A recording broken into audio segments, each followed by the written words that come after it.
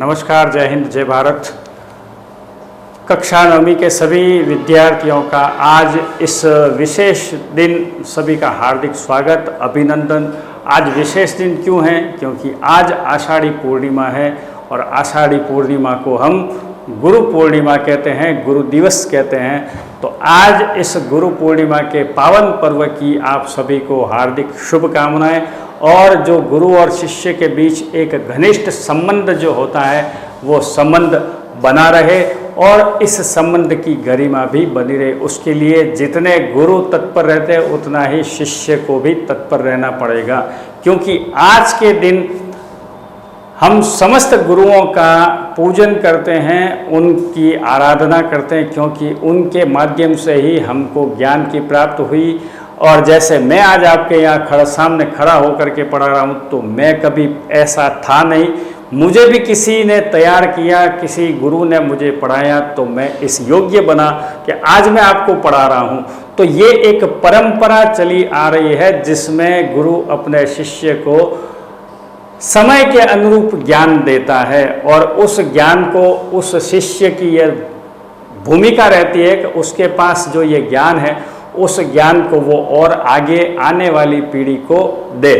तो यही गुरु पर्व है और यही गुरु पर्व की विशिष्टता है कि यहाँ पर कोई वस्तुओं का लेन देन नहीं है, कोई रुपए पैसे का लेन देन नहीं है, केवल और केवल जो यहाँ एक से दूसरे में आगे जो ट्रांसफर होता है, जो संक्रांति होती है, जो कोई प्रवाह है, तो वो प्रवाह किसका है? वह प्रवाह गुरु के ज्ञान का है। तो वही ज्ञान का प्रवाह आगे बढ़ता रहे और हम आने वाली पीढ़ियों को जो हमको सिखा के गए हैं ज्ञान, उस ज्ञान को हम आगे की पीढ़ी को दें और उस पीढ़ी का यह दायित्व बनता है कि इस ज्ञान को वो और आगे बढ़ाए। तो ये जो पर्व है गुरु पर्व है और इस गुरु पर्व में केवल ज्ञान का ही आदान प्रदान है और ज्ञान का प्रवाह है। तो इस प्रवाह को बनाए रखें और इस विशेष पर्व की आप सभी को हार्दिक शुभकामनाएं। और सांगरे सीनियर सेकेंडरी पब्लिक स्कूल के समस्त परिवार की तरफ से भी आप सभी को इस गुरु पर्व की हार्दिक शुभकामनाएं। चलिए अब हम अपना टॉपिक स्टार्ट करते हैं। अपना टॉपिक आज जो है नया टॉपिक है बहुपद, और इस बहुपद में अपन क्या समझेंगे? बहुपद का परिचय और बहुपदों के प्रकार।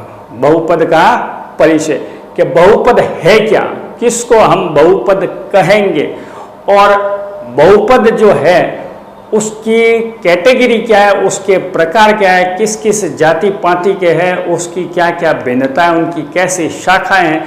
क्योंकि हमारे भी जब परिवार बढ़ता है तो चाचान, ताऊन, बुआन, मामान सब खेप बढ़ती जाती है, तो उन सबको हमको साथ में लेकर के चलना है।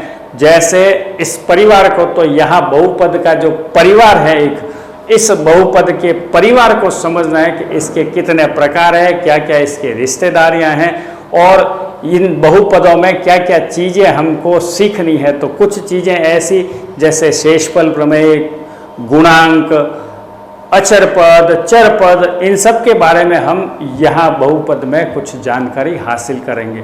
तो सबसे पहले बात आती है बहुपद का परिचय। तो बहुपद क्या है?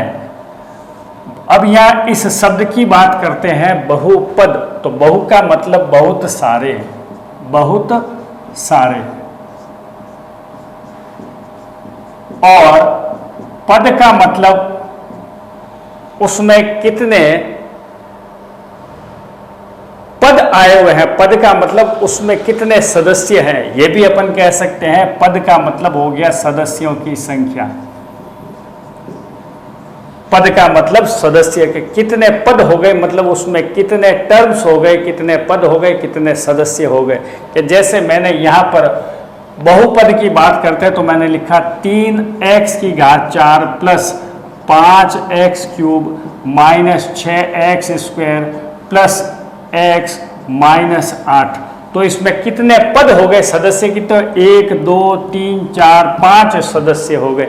तो ये जो एक सदस्य है इसको हम एक पद कहते हैं। तो कुल कितने पद हो गए? 1 2 3 4 5, कुल कितने पद हो गए? 5 पद हो गए। ये 5 पद हो गए। 5 पदीय बहुपद है। अब मैंने यहाँ पर पद की बात की तो थोड़ा सा मुझे ये समझाना पड़ा इसको लिख करके। तो इसके पहले हम बहुत सारे और पद का मतलब उस व्यंजक में कितने मेंबर आए हुए उन मेंबरों की संख्या को ही हम पद कहते हैं। ये है मेन चीज। तो अब यहाँ पर अपन बात करते हैं बहुपद, दोनों को मिला करके जो शब्द बना है बहुपद, इसकी बात करते हैं कि बहुपद क्या है। तो बहुपद वो चीज होती है जिसमें एक चर राशि और एक अचर राशि का संयोग होता है और इस संयोग में जो गणितीय संक्रियाएं हैं उन संक्रियाओं के साथ इसको प्रकट करते हैं, उसको हम बहुपद कहते हैं। तो यहां पर क्या आ गया, एक तो आ जाएगी चर राशि और दूसरी क्या हो जाएगी, अचर राशि। अब सामान्यतया अपन चर राशि और अचर राशि की बात करते हैं तो आपने कुछ ऐसे बहुपद देखे होंगे जैसे ax² plus bx plus c, इस प्रकार के हमने बहुपद देखे होंगे। ये भी लिख सकते हैं ax³ plus bx² plus cx plus d। तो इस प्रकार के बहुपद हमने कहीं देखे होंगे, पढ़े होंगे, सुने होंगे या हमारी आंखों के सामने कभी आए होंगे तो हमने उनको नज़रअंदाज भी किया होगा। तो ये चीज़ जो है इसमें अब आप चर और अचर की बात करते हो तो चर का मतलब तो वो होता है जो चलायमान हो। क्या हो, चलायमान। और दूसरी भाषा में इसको क्या कह सकते हैं, बदलता है, बदलता रहे। मतलब अगर मैं x कहता हूं तो x का मान आपको पता है, x का मान कभी निश्चित नहीं होता है। x कभी 5 हो गया, कभी 0 हो गया, कभी 2/3 हो गया, कभी 5/7 हो गया। तो x का मान बदलता है, मतलब जिसका मान स्थिर नहीं हो, निश्चित नहीं हो, उसको हम चर राशि कहते हैं। तो चर राशि क्या होगी, जिसका मान चलायमान हो, बदलता रहे, निश्चित नहीं हो, निश्चित नहीं हो। कि चर राशियां क्या होगी, जिसका मान बदलता रहे, जिसका मान चलायमान हो, जिसका मान निश्चित नहीं हो, उसे हम क्या कहते हैं, चर राशि। और दूसरी तरफ मेरे पास क्या आ गई, अचर राशि।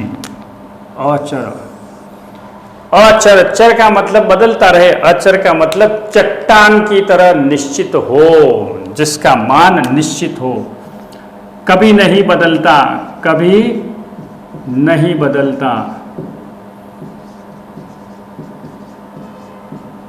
चलायमान नहीं हो, चलायमान मतलब उसके मान बदलते नहीं हो, चलायमान नहीं हो। चर का मतलब चलायमान, जो जिसके मान बदलते रहते हैं, कभी नहीं बदलता, या ये कह सकते हैं निश्चित मान हो। क्या हो, निश्चित मान हो। तो ये चीजें अपने को सबसे पहले समझनी है चर राशि और अचर राशि में, क्योंकि बहुपद करते हो, पढ़ते हो तो उसके पहले आपको ये तो जानकारी होनी चाहिए चर राशि क्या है, अचर राशि क्या है। तो ये बहुपदों से ही अपने को जानकारी मिलती है, चर राशि, अचर राशि, बहुपदों के सदस्य, बहुपदों के प्रकार। तो प्रकार तो इसके बाद में आएंगे, पहले तो मैंने उस परिवार को समझे ही नहीं है और उसके प्रकार की बात करता हूँ कि ये है क्या, और उसके आगे की डिटेल पूछता हूँ मैं। तो ये प्रकार तो बाद की बात है, लेकिन पहले इसका परिचय तो हो जाए भाई। परिचय नहीं होगा तो हम आगे बढ़ेंगे कैसे। फिर उसके प्रकार के बारे में, जैसे स्कूल में तुम आओगे ही नहीं, एडमिशन ही नहीं लोगे, तो हम आपके प्रकार को क्या बताएंगे कि आप किस प्रकार के बच्चे हो, पढ़ने वाले हो कि नहीं पढ़ने वाले हो, अपने आप पढ़ लेते हो या पढ़ने की इच्छा ही नहीं है, ज़्यादा खेल में रुचि है कि ज़्यादा कोई चित्रकला में रुचि है, कि जब आओगे तब पता चलेगा। कि तो बिना आए, बिना परिचय हुए हम क्या बताएंगे। ज्योतिष के पास जाते हो, जनपत्र लेकर के जाओगे तब वो कुछ बताएगा, परिचय कराएगा कि ये चीज़ आपकी समस्याग्रस्त है, इसको ठीक कीजिए। तो यहाँ पहले हम परिचय तो कर लें, उसके बाद प्रकार में जाएंगे। तो पहली चीज़ आती है किसकी, परिचय की। तो परिचय में हमने सबसे पहले किससे मेलजोल करी, चर राशि और अचर राशि से। तो मेरे को समझ में क्या है कि चर राशि जो है उसका मान निश्चित नहीं होता है और अचर राशि का मान निश्चित होता है। अब यहाँ पर चर राशियों के लिए हम विशेषतः क्या सिंबल काम में लेते हैं? X, y, z, p, q, r, s, t, ये यू, वी, ये मान हम अक्सर चर राशियों के लिए काम लेते हैं। और ये जो यहाँ पर लिखा गया है ए, बी और सी, ये सामान्यतः जब हम बहुपद की बात करते हैं तो उसमें अचर के लिए जो अगर अल्फाबेट सिंबल में काम में लूंगा तो उसमें मोस्टली जो सिंबल्स आएंगे अचर के लिए वो ए, बी, सी, डी इस प्रकार के सिंबल्स होंगे जो कांस्टेंट को प्रदर्शित करते हैं। अब कांस्टेंट का मतलब मैंने यहाँ पर 100 लिख दिया, अब पूरी दुनिया में कहीं चले जाओ इसका मतलब सब 100 ही कहेंगे, भाषा अलग हो जाएगी। मैं यहाँ 100 कह रहा हूँ, संस्कृत में 100 कह देंगे, इंग्लिश में 100 कह देंगे। तो ये क्या बदल गया? क्या बदला नहीं। तो ये क्या हो गया? ये एक अचर पद हो गया, अचर पद। तो जितने भी संख्यात्मक मान हैं वो सारे के सारे क्या है? अचर पद है। उन सभी को हम अचर पद कहते हैं। तो यहाँ हमारी सबसे पहली जो बात है चर और अचर की। अब बहुपद की बात करते हैं। अगर किसी बहुपद में चर और अचर राशि के संयोग से कुछ गणितीय संक्रियाओं के साथ उसको प्रकट करते हैं तो उसे व्यंजक कहते हैं, और इसी व्यंजक को बहुपद या व्यंजक भी कहते हैं। तो यहाँ पर जो मेरे ये जो लिखा हुआ है ये एक बहुपदीय व्यंजक है कि इसको हम बहुपदीय व्यंजक या इसको बहुपद कहते हैं। तो ये जो है बहुपद बन गया मेरा। और बहुपद भी जो है इसमें कितने पद हो गए? बहुपद में इसके 5 पद हो गए। अब बहुपद क्या क्या, कौन कौन सी कंडीशन में बहुपद बनेगा ये भी आप समझ लीजिए कि कौन से बहुपद होंगे और कौन से नहीं। कौन से बहुपद होंगे और कौन से नहीं।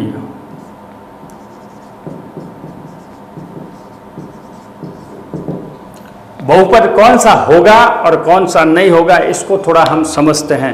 तो सबसे पहले तो बहुपद कौन से होंगे उसमें एक ही चीज ध्यान रखनी है कि चर राशि की घात होंगे वाले में, चर राशि की घात सदैव धनात्मक हो, पहली चीज ये तो बहुपद होगा। दूसरी चीज उसमें क्या लिखोगे? चर राशि की घात क्या हो गया? चर राशि की घात पूर्ण संख्या हो, पूर्ण संख्या या पूर्णांक भी लिख सकते हो, पूर्णांक हो। मतलब जो भी अंक होगा पूरा अंक होगा, पॉइंटों में नहीं होगा, बट्टे में नहीं होगा। आई बात समझ में? हाँ बिल्कुल। तो चर राशि की घात पूर्णांक हो। तीसरा, चर राशि जो है पूर्ण वर्ग संख्या होनी चाहिए। चर राशि की जो घात है वो पूर्ण वर्ग संख्या होनी चाहिए। चर राशि की घात, चर राशि की घात पूर्ण वर्ग संख्या में या उसके वर्गमूल निकल जाए, पूर्ण वर्ग संख्या में हो, पूर्ण वर्ग संख्या। ये कोई जरूरी वाली चीज नहीं है तो इसको मैं हटा देता हूं क्योंकि घात की बात, क्योंकि ये थोड़ा आपको कंफ्यूज कर देगा। तो ये दो चीज आपको ध्यान में रखनी है कि चर राशि की घात पूर्णांक हो, ये पूर्णांक अपने आप इसमें इंक्लूड हो गया। तो ये तो अगर है तो होंगे। अब कौन से नहीं होंगे?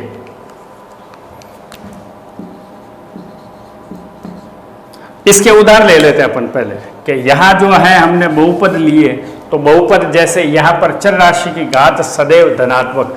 तो यहाँ जो मैंने प्रश्न लिखा 7y³ प्लस 3y² माइनस 5, ये सारी घातें क्या पूर्णांक में हैं, बट्टे में नहीं हैं।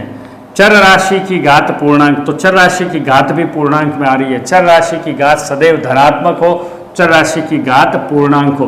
तो ये वही चीज आ रही, इसमें घात धनात्मक भी आ रही है और घात जो है पूर्णांक में, इसलिए ये क्या है, बहुपद है। क्या है, बहुपद है। लेकिन नहीं होंगे उसकी बात क्या है, नहीं होंगे।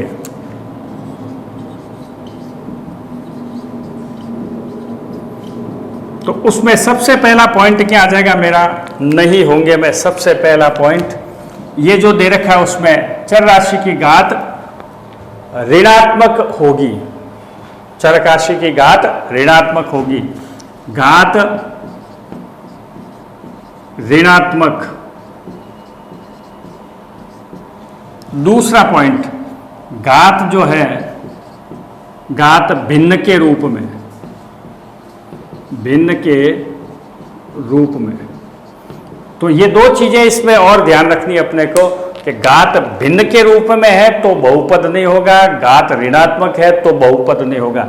अब इसके अगर मैं उदाहरण लिखता हूं तो इसके उदाहरण क्या हो जाएगा, जैसे x प्लस 1/x ये बहुपद नहीं है, क्योंकि इसकी घात बट्टे में आ गई। तो बट्टे में आने पर भी ये ऋणात्मक हो गई, क्योंकि इसको अगर मैं लिखूंगा तो x प्लस x की घात -1 हो गई, इसलिए बहुपद नहीं है।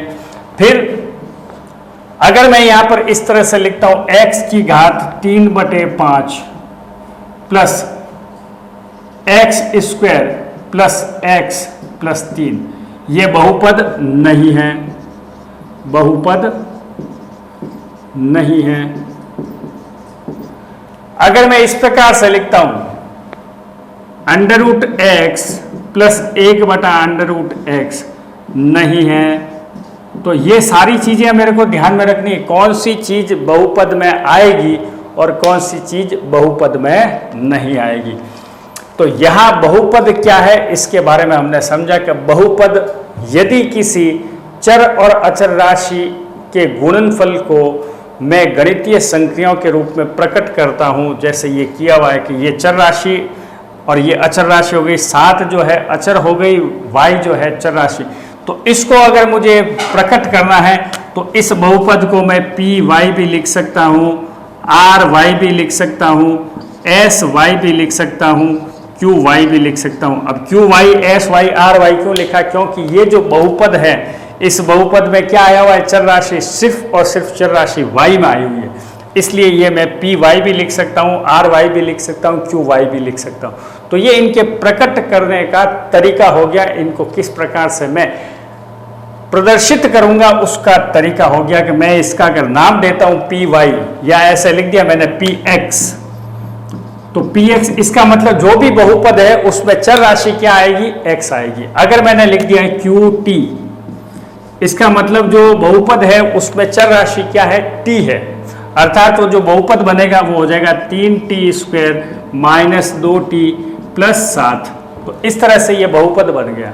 तो ये टी चर में बहुपद हो गया। तो ये प्रकट करने का तरीका हो गया कि हम इसको किस प्रकार से प्रकट करते हैं। तो ये बहुपद जो है टी में बहुपद हो गया, वो एक्स में बहुपद हो गया, ये वाई में बहुपद हो गया। तो ये बहुपदों को प्रकट करने के तरीके हैं। और इन बहुपदों में पदों की संख्या, तो इसमें पदों की संख्या या गिनते हो तो यहाँ कितने साइन लगे हुए हैं, 1 2 3, तो इसमें बहुपदों की पदों की संख्या कितनी हुई, 3 हो गई। तो अब यहाँ पर प्रकार की बात करते हैं, क्योंकि अब मुझे समझ में आ गया बहुपद क्या है। तो अब बहुपदों में इसके प्रकार की बात करते हैं। तो बहुपद में प्रकार की जब बात करते हैं तो सबसे पहला जो बहुपद आता है वो बहुपद आता है एक पदीय। बहुपद क्या आता है, एक पदीय, द्विपदीय, त्रिपदीय और बहुपदीय। ये पदों के नाम पर बहुपद के 3 प्रकार हो गए। बहुपद के प्रकार की बात करते हैं तो पदों के आधार पर कितने बहुपद हो गए। सबसे पहला एक पदीय, उसके बाद 2 पदीय, उसके बाद त्रिपदीय और उसके बाद अपन जो है आगे बढ़ेंगे नहीं, सीधा उसको हम बहुपदीय कह देंगे। क्या कह देंगे, बहुपदीय। तो वो हो जाएगा बहुपदीय। मतलब 3 से ज़्यादा होगा तो हम उसको बहुपद कह देंगे। अगर 5-6 पद दे रखे तो 5 पदीय 6 पदीय भी हम उसको कह सकते हैं। तो पदों की संख्या के अनुसार एक पदीय मतलब ऐसा बहुपद जिसमें एक पद हो, जैसे 2x 7y x t की घात 4, ये एक पदीय है, ये एक पदीय। दो पदीय 3x + 2, त्रिपदीय x² + x + 1, ये त्रिपदीय हो गया। और बहुपदीय में more than 3 terms are known as polynomial. अगर 3 से ज़्यादा आगे हैं उसमें, जैसे ax की घात 4 + bx² + cx + d, तो इसको हम बहुपद कहते हैं।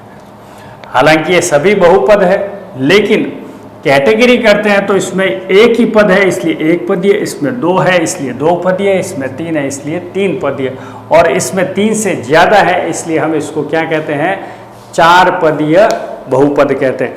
अब ये जो बात हुई आपकी, यहाँ बहुपद की बात हुई। अब इसमें भी आपके पदों की जब बात करते हैं तो कुछ ऐसे जिसमें ये चर राशि आती नहीं है, जैसे लिख दिया 5 7 -3, तो ये क्या हो गए, इनको हम कहेंगे अचर पदीय, अचर बहुपद,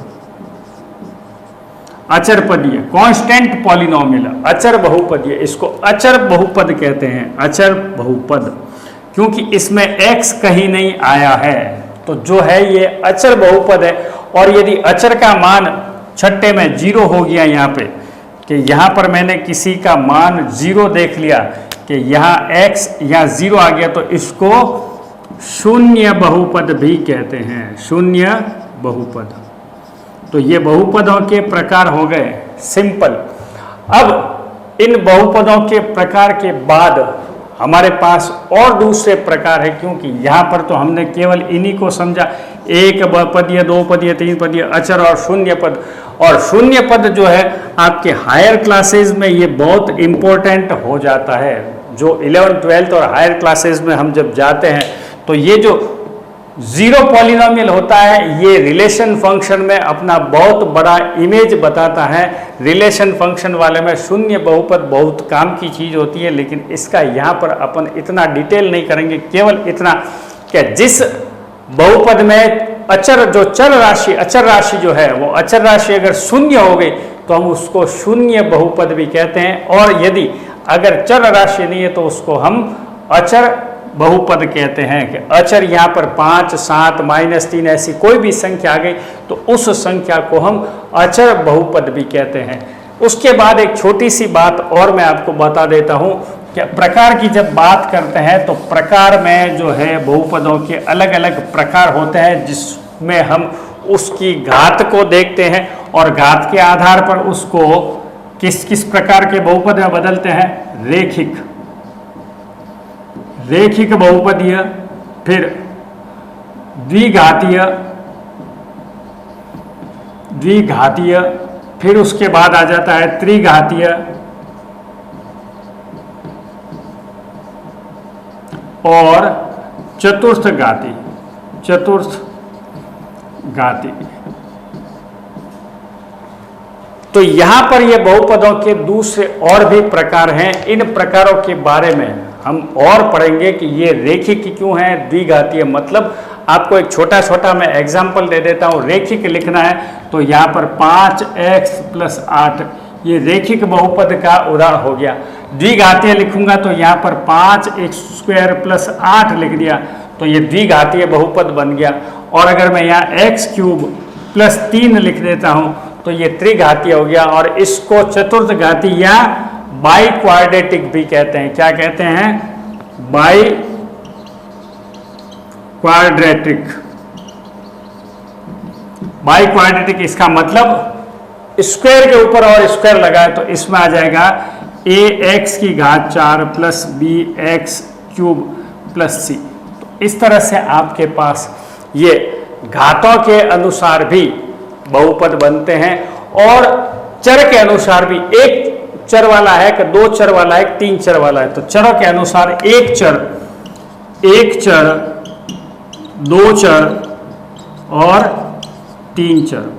तो इनके उदाहरण क्या हो जाएगा, एक चर में तो खाली x वाला आ गया कि एक चर है कि भाई आप लिखते हो 5x³ + 4x² + 3, एक चर हो गया। दो चर में क्या हो गए, 5x² + 3y, ये दो चर वाला हो गया। और 3 चर वाले में क्या लिख सकते हो, x + y + z, ये 3 चरों वाला बहुपद हो गया। तो इस तरह से हमारे ये बहुपदों के प्रकार जो है, इस तरह से प्रकार भी हम देख सकते हैं और बहुपद क्या है उसकी जानकारी भी हमने कर ली कि ये बहुपद की जानकारी जो थी ये पूरी विस्तार से मैंने बताई। अभी तक मैंने प्रश्नावली स्टार्ट नहीं करी है, केवल बहुपद क्या है और उसके प्रकार क्या उनको समझाए, क्योंकि अगर आपके 9th क्लास में ये चीज़ क्लियर हो जाती है अच्छे तरीके से तो हमारा गणित में जो रुझान है वो बहुत अधिक हो जाएगा और गणित सरल लगने लगेगी। इसलिए मैंने इतना डिटेल के साथ आपको समझाया, क्योंकि बहुपद तो आप पहली कक्षाओं में भी पढ़ चुके हो, 8वीं में, 7वीं में, 6वीं में एक्स वाई वाली चीज़, लेकिन वहाँ पर मुझे पूरा विश्वास है कि इस प्रकार से किसी ने बताया नहीं होगा कि बहुपद क्या। हाँ, आकर के फटाफट x + y लिखा और ख़त्म कर दिया, लेकिन ये जो जानकारी दी गई मेरे हिसाब से जितना आपके किताब में दे रखा उससे एक्स्ट्रा ऑर्डिनरी मैंने यहाँ समझाने का प्रयास किया है। और ये समझने के बाद फिर हम आगे प्रश्नावलियों के प्रश्न सरल करेंगे तो हमको ज़्यादा सुविधा और सरलता रहेगी। तो आज के लिए इतना ही, और एक बार पुनः जाते जाते